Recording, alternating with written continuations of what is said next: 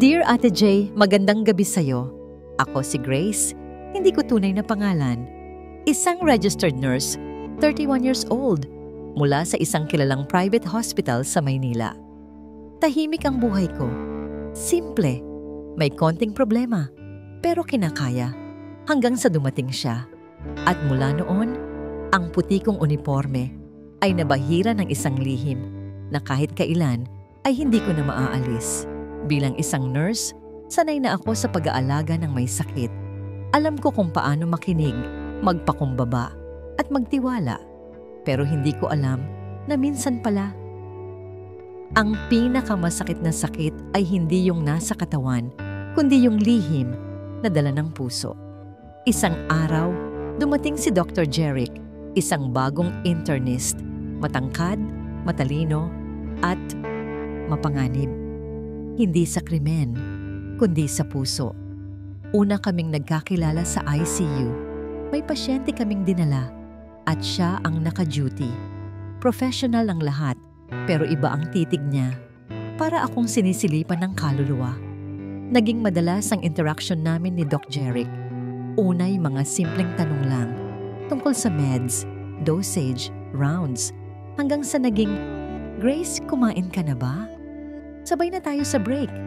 Hindi ko agad pinansin, pero sa bawat tingin, bawat bulong niya ng ingat ka, unti-unti akong natutunaw. Hindi ako gaga.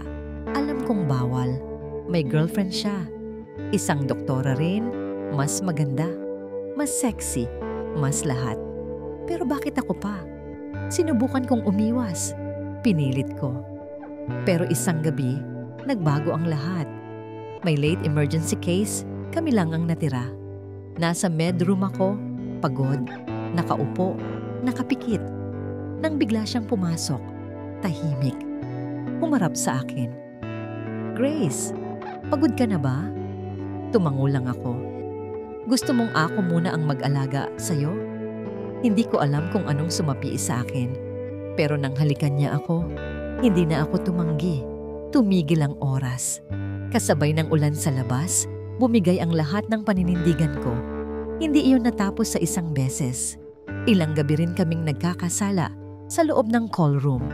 Parang telenovela. Adrenaline, kilig, takot. Pero bawat halik niya, may kapalit.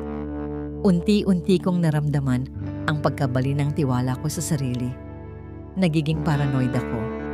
Tila ba hindi na ako nurse, kundi kasabwat sa isang lihim na relasyon na walang patutunguhan. At nang malaman ko na ikakasal na pala sila ng nobya niya sa susunod na buwan, durog ako. Nag-file ako ng leave. Lumayo ako. Nagdasal. Umiyak. Nagalit sa sarili. Hanggang sa isang araw bumalik ako. Mas matatag. At si Jeric, wala na. Lumipat ng ospital, kinasal, at may anak na. Pero ako, naiwan akong may dalang tanong. Ate J, hindi ako proud sa ginawa ko. Pero hindi ko rin pinagsisihan ang lahat. Kasi sa kanya, naramdaman ko kung paano maging mahal. Kahit sandali lang.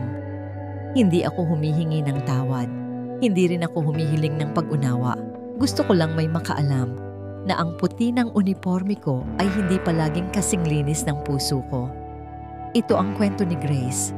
Isang wild confession na hindi na mababawi, lihim na baka pareho mo ring naranasan. At sa bawat katulad ni Grace na tumatapang magsalita, isang paalala.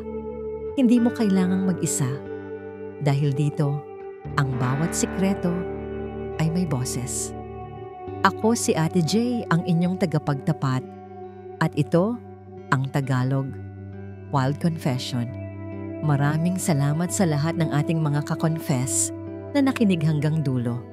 Kung nakarelate ka o naintriga sa kwentong ito, huwag kalimutang i-like ang video, i-share sa mga tropa, mag-iwan ng komento kung may gusto kang sabihin, at higit sa lahat, mag-subscribe para sa mas marami pang wild na kwento ng pag-ibig, kasalanan, at katotohanan na hindi mo kailanman inaasahan.